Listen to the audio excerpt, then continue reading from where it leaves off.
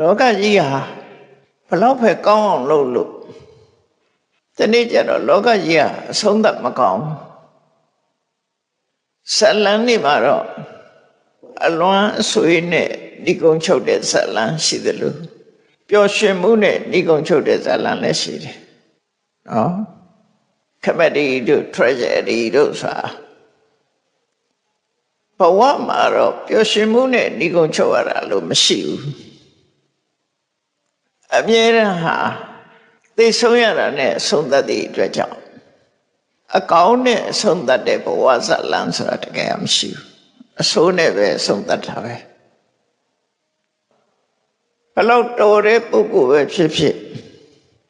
ဘဝကထွက်ခွာပေးရတယ်ဆိုတဲ့နောက်ဆုံးဆင့်ရောက်သွားတာဘလို့တော်လောကကြီးကိုဘလို့ပဲကြိုပြုနောက်ဆုံးတစ်ချိန်ကျတော့လောကကြီးကထွက်ပေးရမယ်ကောဘဝတစ်ခုမှာကြာရှိစွာရပ်တိုင်နေမှုမရှိဘူး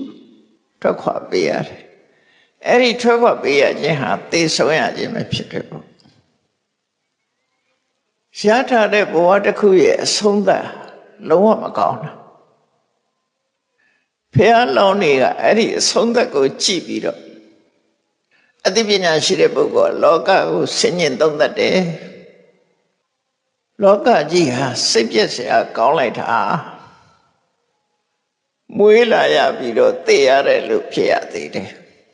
သိပြီးတော့လည်းနောက်တနေ့ပြောင်းရွှေ့ပြီးတော့မွေးရပြန်တယ်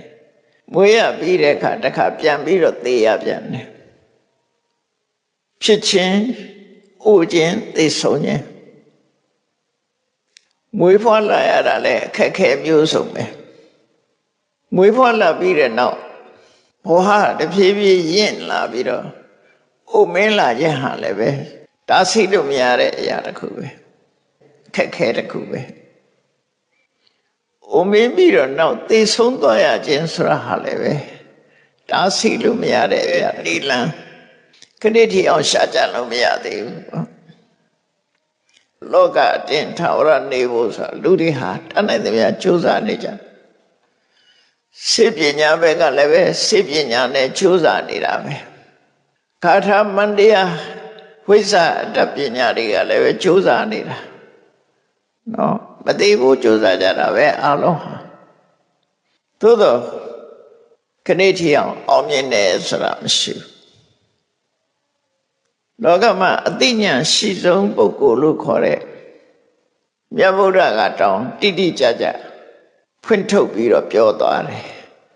နတ္ထိသာတတအမရဏံ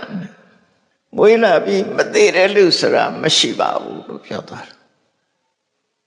မရှိဘူးလို့ပြောတာတိတိကျကျပြောသွားတာပဲနော်နတ္ထိသာတတအမရဏံ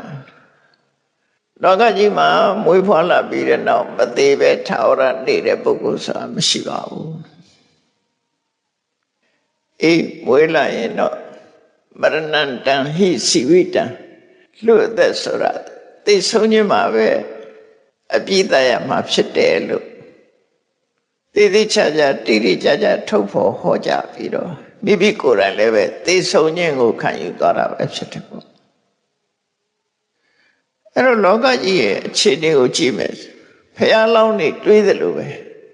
လောကကြီးကစိတ်ပြည့်ဖို့ကောင်းလိုက်တာမွေးလာပြီးတော့တဖြည်းဖြည်းအိုရတယ်အိုပြီးသိဆုံးရတယ်ဖဲရမှမတည်မြဲဘူးနောက်တစ်ခါတနေရာရွှေ့ရပြန်တယ်အဲ့ဒီနေရာမှာလည်းပဲတည်တိုင်းပဲဒါစိတ်ပြည့်စရာကောင်းတဲ့ဖြစ်စဉ်ကြီးတစ်ခုပဲလို့စဉ်းစားတယ်အဲ့ဒါဖះလောင်းတို့ရဲ့ဝိပဿနာတရားပဲပါဠိဘာသာနဲ့ဟောတာကိုမြန်မာလို့ပြန်ပြတာနော်ကိစ္ဆံဝတ္တယံလောကောအပ္ပနောလောကကြီးဟာစိတ်ပြည့်ဖို့ကောင်းလိုက်တာသာယတိစေဝစီယတိစာပရတိစာဖြစ်လာပြီးတဲ့နောက်မှာအိုရတယ်သိရတယ်သဝတိစာဥပပစ္စတိစာသိပြီးတဲ့နောက်မှာပြန်မွေးရတယ်ထာဝရနေလို့မရဘူးစိတ်ပြည့်ဖို့ကောင်းလိုက်တာအဲ့ဒါဘာကြောင့်ဖြစ်နေရတယ်လဲလို့စဉ်းစားလိုက်တာ အိုရသေးတာဟာဘာကြောင့်ဖြစ်တာတော့လို့အကြောင်းရှာလိုက်တဲ့အခါသာတိပစ္စယသရမရဏငါတို့အိုရသေးတာဟာမွေးလာလို့သာဖြစ်ရတာဖះလောင်းနေကအဲ့လိုစဉ်းစားတာအဲ့ဒါကိုပဲပရိစ္ဆေသောဘတ်ခေါ်တာနောက်ကြောင်းပြန်လိုက်တော့နော်ဘာကြောင့်အိုလဲဘာကြောင့်သေးရလဲအကြောင်းရှာတယ်အကယ်၍လောကကြီးမှာငါမဖြစ်ခဲ့ဘူးဆိုရင်အိုးစရာမရှိဘူးသေစရာလည်းမရှိဘူးငါဖြစ်လာလို့သာလဲအိုးခြင်းသေခြင်းနဲ့ကြုံရတာဖြစ်တယ်ဒါဖြင့်ဇာတိဆိုတဲ့အဖြစ်တရားဟာဘာကြောင့်ဖြစ်လဲဘဝပစ္စယဇာတိတယ်ကိုလုခဲ့တဲ့ဘဝကိုဖြစ်ပေါ်စေနိုင်တဲ့ကံတရားတွေကြောင့်ပဲဘဝကိုတိဆောက်တဲ့ကံတရားတွေကြောင့်ဘဝဆိုတာဖြစ်ပေါ်လာတာဖြစ်တယ်ဆို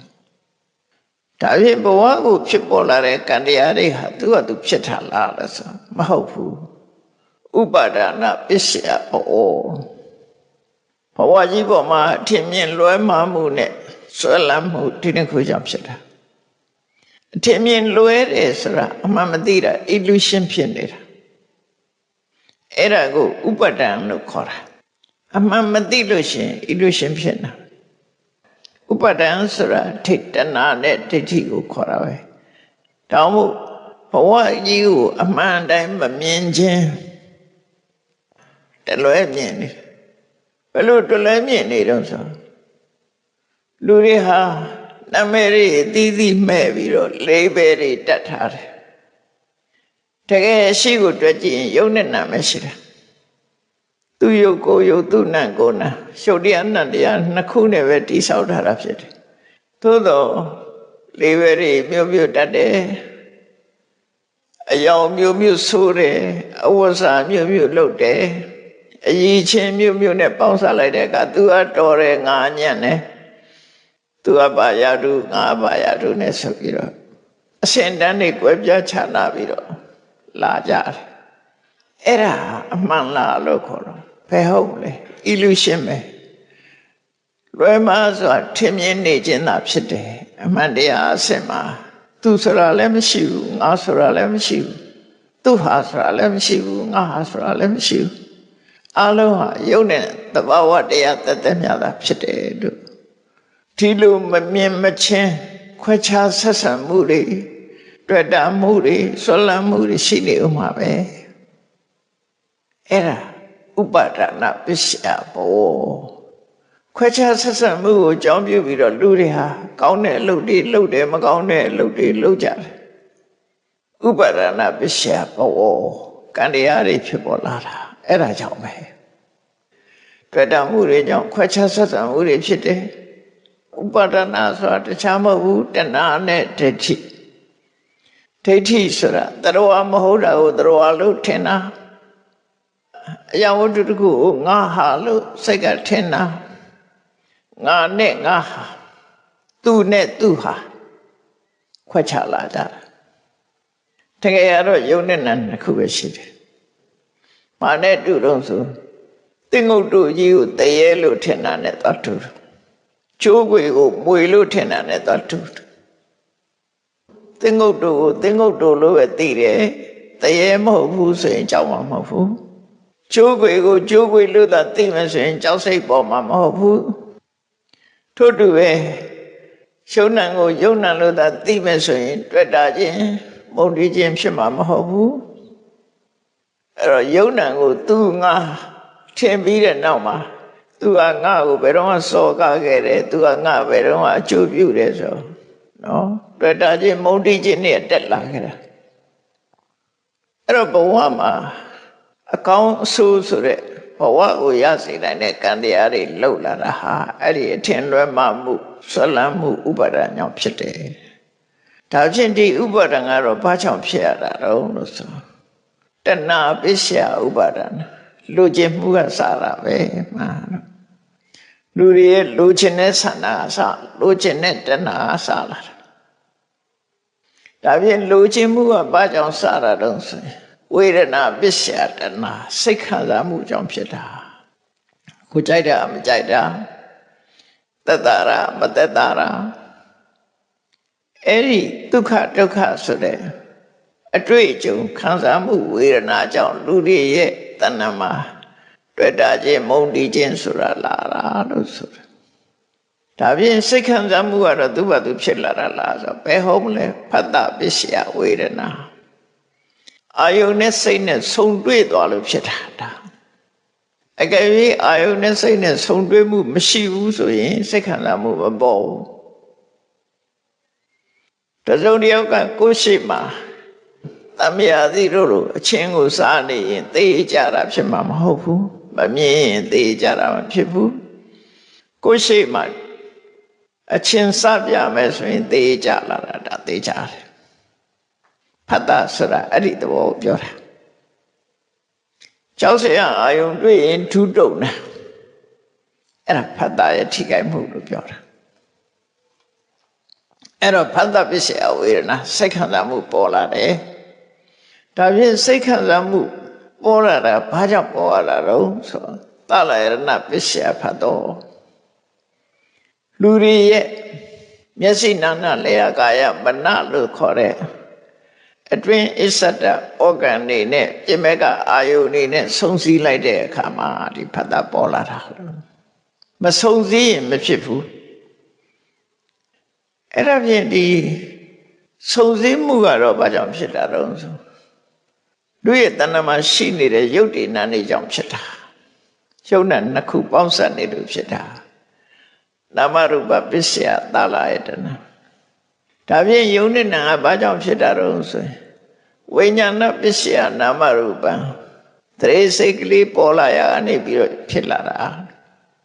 အဲ့ဒီဝိညာဏဆိုတဲ့တရေစိတ်ကရောဘာကြောင့်ပေါ်လာတော့ဆိုသင်္ခါရပစ္စယဝိညာဏအတိတ်ကလုပ်ခဲ့တဲ့ကုသကံအကုသကံကြောင့်ဖြစ်တာအဲကုသကံအကုသကံကဘာကြောင့်ဖြစ်တာတုံးလို့ဆိုတဲ့အခါကျတော့အဝိဇ္ဇပစ္စယသင်္ခါရလှုပ်တဲ့နာနဲ့မလှုပ်တဲ့နာမတိခြင်းကစလာတယ်ဟုတ်တယ်လှုပ်တဲ့နာနဲ့မလှုပ်တဲ့နာမတိလို့ရှိရင်မလှုပ်တဲ့နာကိုလှုပ်တဲ့နာလို့ထင်တယ်လှုပ်တဲ့နာကျတော့မလှုပ်တဲ့မှုလို့ထင်တယ်မလှုပ်တဲ့နာကိုလှုပ်တဲ့နဲ့ထည့်ပြီးလှုပ်လိုက်တယ်ပြဿနာတစ်ခုဖြစ်သွားတယ်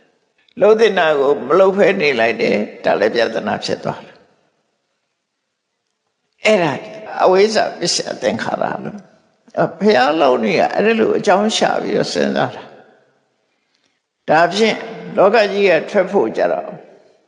လှုပ်တဲ့နာနဲ့မလှုပ်တဲ့နာသိခြင်းကနေပြီးတော့အဝိဇ္ဇမောဟကိုလုံးဝဖယ်ရှားပြလိုက်ဖယ်ရှားပြလိုက်တဲ့အခါလှုပ်တဲ့နာမလှုပ်တဲ့နာသိတဲ့ပုဂ္ဂိုလ်တယောက်ဟာကံကိုဖြစ်စေတဲ့အဓိကအကြောင်းတရားတွေကိုဖယ်လိုက်တဲ့အခါမှာကုသကံအကုသကံဆိုမဖြစ်တော့မဖြစ်ရင်ဘဝစားမဖြစ်တော့ဘဝမဖြစ်ရင်ယုတ်နာမရှိတော့ယုတ်နာမရှိတော့ရင်